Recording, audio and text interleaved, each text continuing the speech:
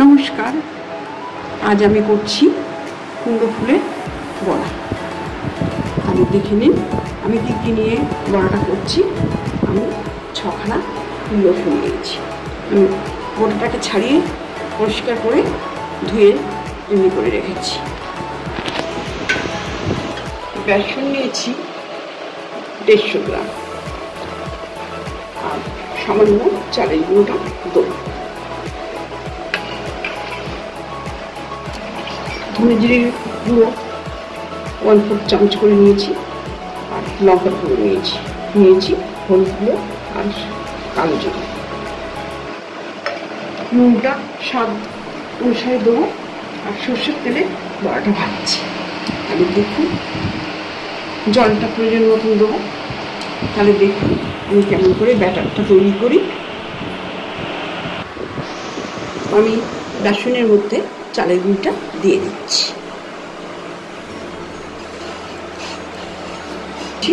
আমি 1 চামচি নুন, আপনাদের টেস্ট মতো নুনটা দিয়ে দেবেন। আর এই গুঁড়োগুলো সব দিয়ে দিচ্ছি, লঙ্কা গুঁড়ো, ধনে জিরে গুঁড়ো, কালো জিরে, হলুদ। লঙ্কাটা আপনাদের টেস্ট মতন দেবেন, আপনারা যেমন পছন্দ করেন তেমন।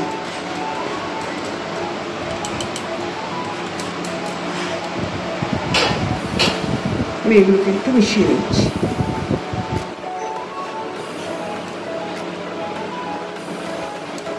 আমি প্রয়োজন মতো জলটা দিচ্ছি ব্যাটারের জন্য।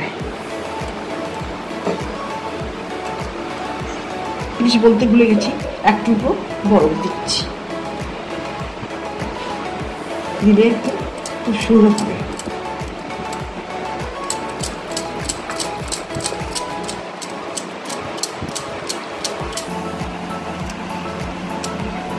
আমি একটু ভালো করে ফেটিয়ে নিচ্ছি।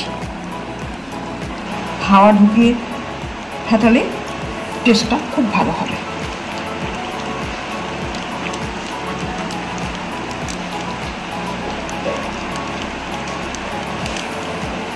তাহলে ব্যাটারের থিকনেসটা এরকম হয়েছে, দেখে নিন আপনারা।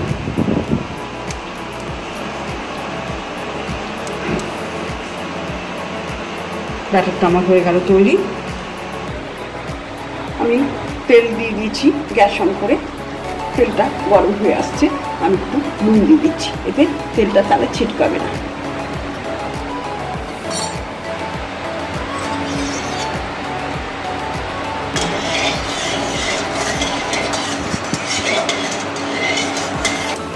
এবার আমি একটা করে ফুল নিয়ে ব্যাটারে ডুবিয়ে ভেজে নেব।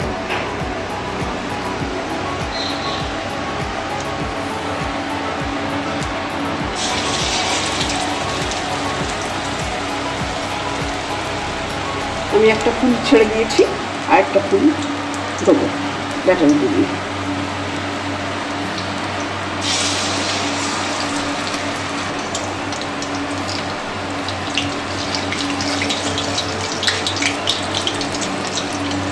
এক পিঠ আমার হয়ে গেছে, আর এক পিঠ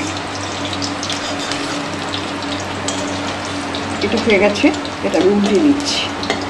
এগুলো সন্ধ্যেবেলা খেতে খুব ভালো লাগে, ভাতের পাতেও ডাল দিয়ে আরও ভালো লাগে।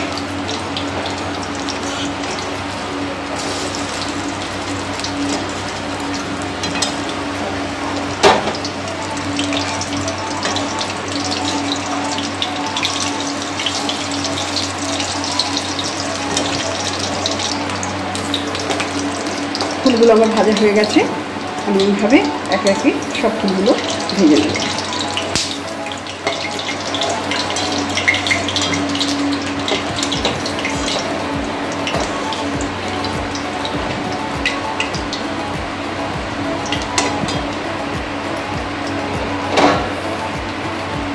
এইভাবে আমি একে একে বাকি ফুলগুলো ভেজে নিচ্ছি।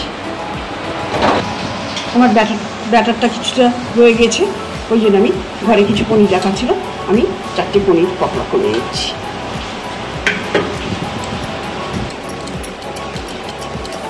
আপনার ব্যাটারটা মাখার সময় একটু আইস দিয়ে দেবেন, আর চালের গুঁড়ো দিলে আইসটা দিলে ক্রিসপিটা ভীষণ ভালো হয়, মুচমুচে হয়, তাতে খেতে দুর্দান্ত লাগে।